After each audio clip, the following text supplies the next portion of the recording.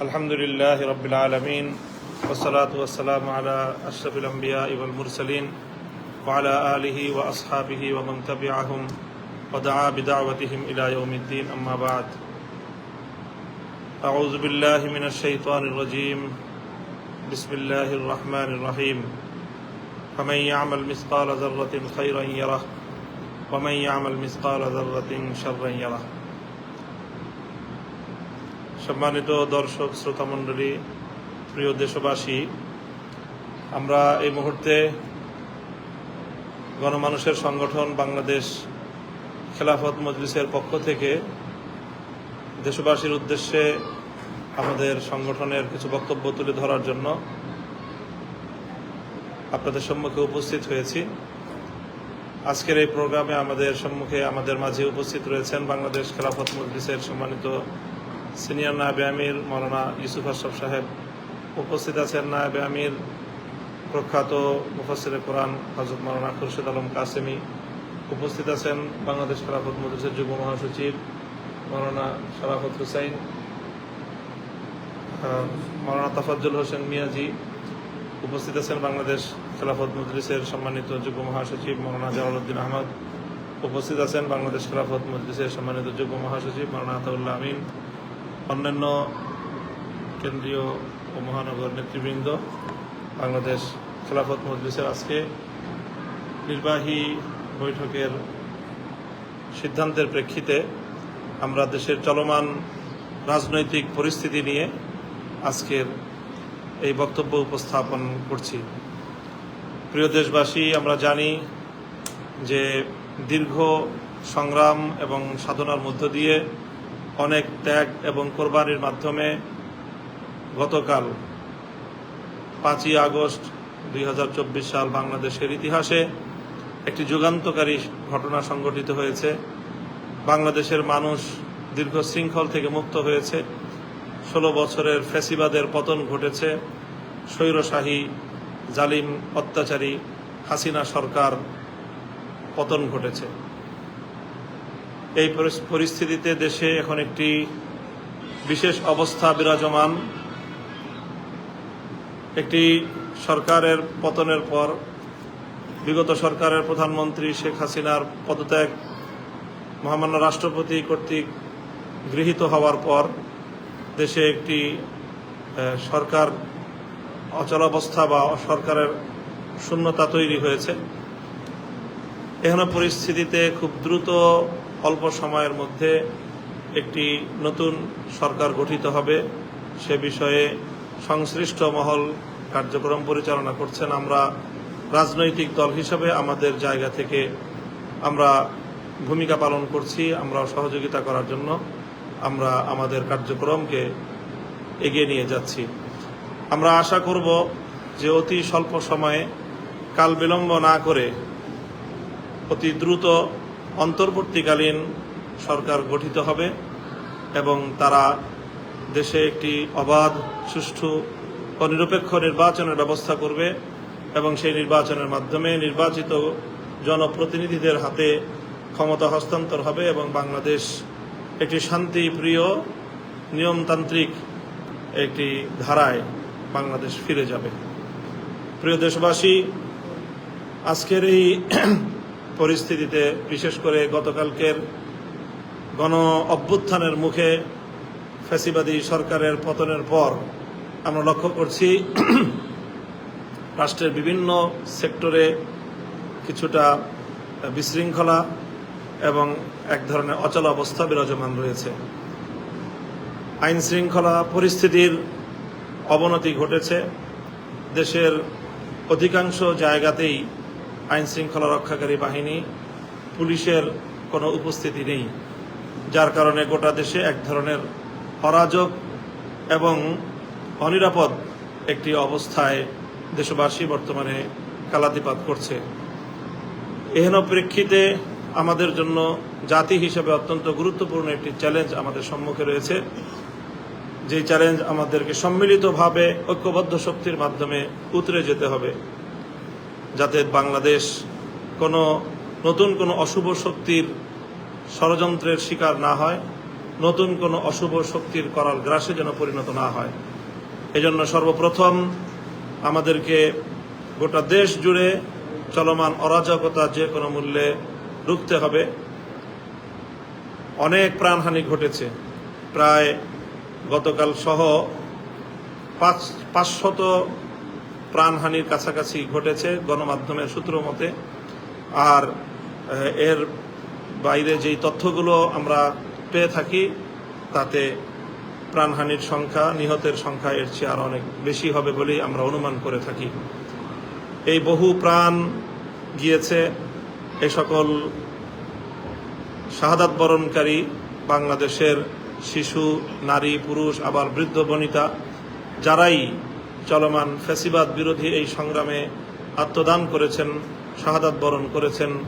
আমরা রব্বুল আলামিনের দরবারে তাদের সকলের এই শাহাদাতের কবুল হওয়ার জন্য আমরা দোয়া করছি। তাদের শোক সন্তপ্ত পরিবার পরিজনের প্রতি আমরা গভীর সমবেদনা প্রকাশ করছি। সেই সঙ্গে দেশবাসীর প্রতি আমরা আহ্বান জানাই যেন ক্ষতিগ্রস্ত প্রতিটি মানুষের পাশে, প্রতিটি পরিবারের পাশে আমরা সকলে যার যার সামর্থ্য অনুযায়ী সাহায্যের হাত নিয়ে আমরা তাদের পাশে যেন দাঁড়াই।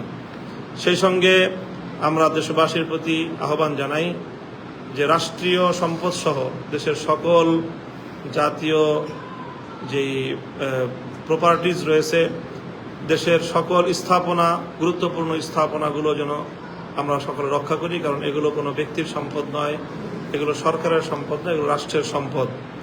কাজে এ বিষয়ে আমাদেরকে খুব লক্ষ্য রাখতে হবে। এ বিষয়ে আমরা বাংলাদেশ খেলাফত মজলিসের সর্বস্তরের দায়িত্বশীলদেরকে, নেতাকর্মীদেরকে পাড়ায় পাড়ায়, মহল্লায় মহল্লায়, জেলা উপজেলায়, ইউনিয়ন, ওয়ার্ড, মহল্লা পর্যায় পর্যন্ত স্বেচ্ছাসেবকের ভূমিকা পালন করার জন্য উদাত্ত আহ্বান জানাচ্ছি। সেই সঙ্গে পুলিশ সহ আইন শৃঙ্খলা রক্ষাকারী সকল বাহিনী, যাদের জনগণের জানমাল ও রাষ্ট্রীয় সম্পদ রক্ষা করার দায়িত্ব রয়েছে, তারা অনেকেই এখনো এই পরিস্থিতিতে তারা দায়িত্ব পালন থেকে বিরত রয়েছেন।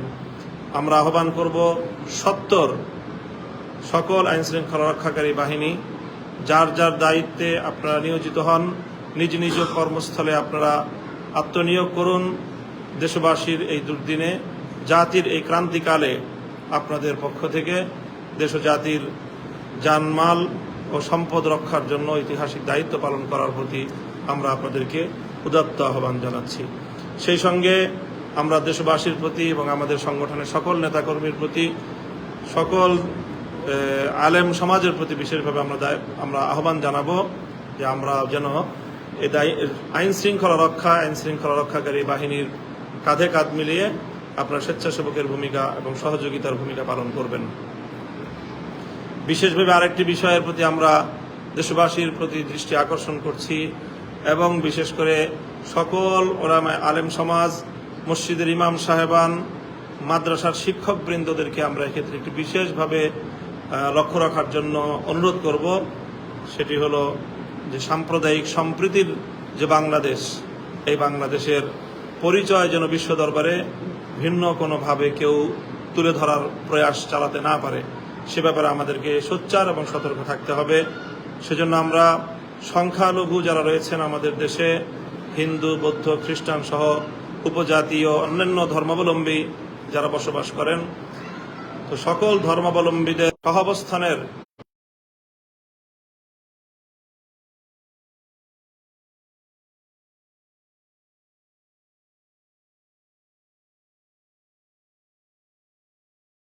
বাণিজ্যের প্রতিষ্ঠান, তাদের বাড়িঘর ইত্যাদি আপনারা রক্ষা করার জন্য নিজ নিজ জায়গা থেকে গুরুত্বপূর্ণ ভূমিকা পালন করবেন। এজন্য প্রয়োজনে আপনারা জায়গায় জায়গায় ছোট ছোট দল গঠন করে প্রহরায় নিয়োজিত হবেন। বিশেষ করে রাত্রিবেলার অন্ধকারে, রাতের অন্ধকারকে সুযোগ করে, পুঁজি করে দুর্বৃত্তরা যেন কোনো দুর্বৃত্তায়নের সুযোগ না পায়। আমরা আরও কিছু দুঃখজনক ঘটনার সংবাদ পাচ্ছি, সেটি হলো বিভিন্ন জায়গায় ডাকাত দল, সন্ত্রাসী দল তারা সংঘবদ্ধ হয়ে জনগণের জানমালের উপর হামলা করছে, মানুষের সম্পদ লুটে নেওয়ার চেষ্টা করছে। কাজে সেই বিষয়েও আমরা সোচ্চার থাকার চেষ্টা করব। সেই সঙ্গে আমি বাংলাদেশের সশস্ত্র বাহিনীর যারা দায়িত্বশীল রয়েছেন, অন্যান্য আইন শৃঙ্খলা রক্ষাকারী বাহিনীর যারা দায়িত্বশীল রয়েছেন, তাদের প্রতি আমরা উদাত্ত আহ্বান জানাবো যে দেশের মানুষের জানমালের নিরাপত্তার গুরুত্ব হলো সর্বাগ্রে। কাজেই এটি অগ্রাধিকারের ভিত্তিতে দেশের জনগণের জান।